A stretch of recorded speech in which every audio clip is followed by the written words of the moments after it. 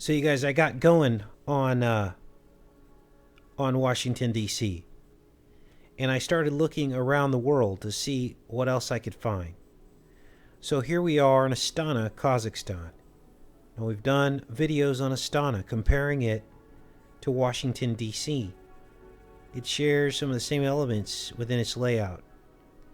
What I want you to notice here is the pyramid, the scarab beetle, and there is a feathered serpent up here. We see the snake. Here, we see a feathered tail. Here, this is a feathered serpent, and this is who these people worship. Now, bear with me. This is the flat earth, the sun, and the moon. Now, I didn't know what I was looking at before, but now I know exactly what I'm looking at. And what this is the human eye, which again is our earth. Let me show you the deception. Let's turn this up. I overlaid the eye. We see the mirror globe projecting out with all these rays. Okay, remember the scarab. He projects upwards in the upper part of his body. Here's the talons.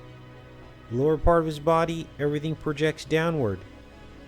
And at the equator, the sky is split.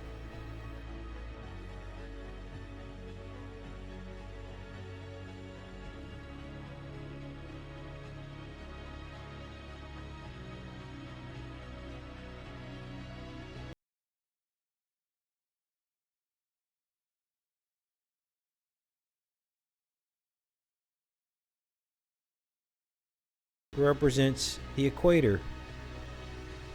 We have the sun and moon in transit over the flat earth. It's not exactly flat, it's a hill. It is the lens of your eye. But they're replacing your vision with this pyramid here. And watch what happens when I turn this back on. It becomes the pyramid on earth. It becomes Satan's dominion over the planet. This is the earth, the equator, the North Pole, and the South Polar Ring. And right in the middle here, the sky splits when you're looking up against the backdrop of the retina of the eye. Down the middle, it's vertical. The stars rotate vertically, and on each side of your side of vision, those stars rotate clockwise and counterclockwise. We see this at the equator. We see that the stars act in this way. So they are showing us that they are making their heaven here on earth with this new world order.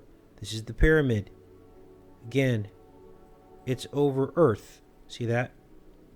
This is represented as earth. Then they project it up to show you in diagram form what they are talking about. So let's take another look at this carefully. And we can see what they're portraying here, what they're depicting. Okay, what you have is the flat earth in 2D form here, looking from the top view. They show you the ring. They show you the mountain range around. This is the Antarctica. They show the pyramid in the middle, the New World Order. Okay, this is what's coming, you guys. They show the sun and the moon in front of them. I don't know how they're going to pull that off or what their plans are. Okay, that's the sun and the moon. Make no mistake. Then what they do is they project this 2D up into like a side view. So that's what we're looking at here. The same sun and moon. They're telling you right here. The same sun and moon. Here's the dome. Okay. Then they show the night sky. Stars traveling in one direction in this hemisphere. Straight across here, and down here there should be rays going in the opposite direction, which I guess is this. Okay, so it's showing you what things look like at the equator. And as you can see, this line is going right through where the equator would be in my diagram, which is halfway up the dome. Anything below the equator, the stars spin one way. Anything above the equator, the stars spin the other direction. And that's exactly what we see in our night sky.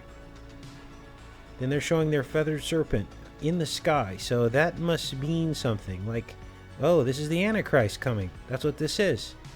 A feathered serpent comes down through the sky.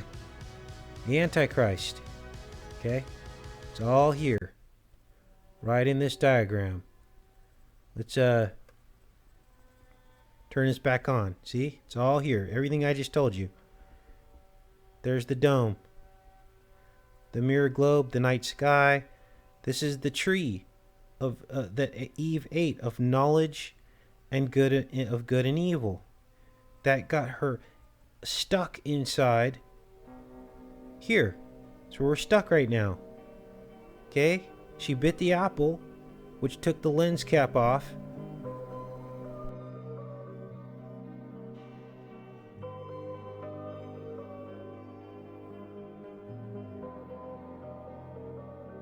And got us stuck in here.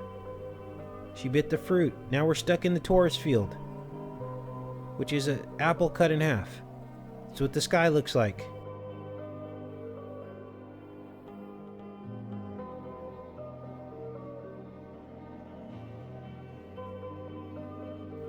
Because we're inside an apple. See how all the symbolism works. God is amazing and he's smart. He's not one-dimensional like we think. Things make sense on infinite levels. They make sense. We're only understanding maybe 3 or 4 or 5 levels. But this stuff goes on forever. It's infinite.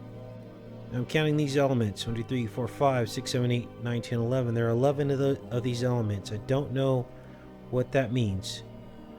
But this is clear. This is the scarab beetle, the feathered serpent, Quetzalcoatl. He is the snake eating its tail. This is his dominion on earth. He will eat dust. Curse to the dust.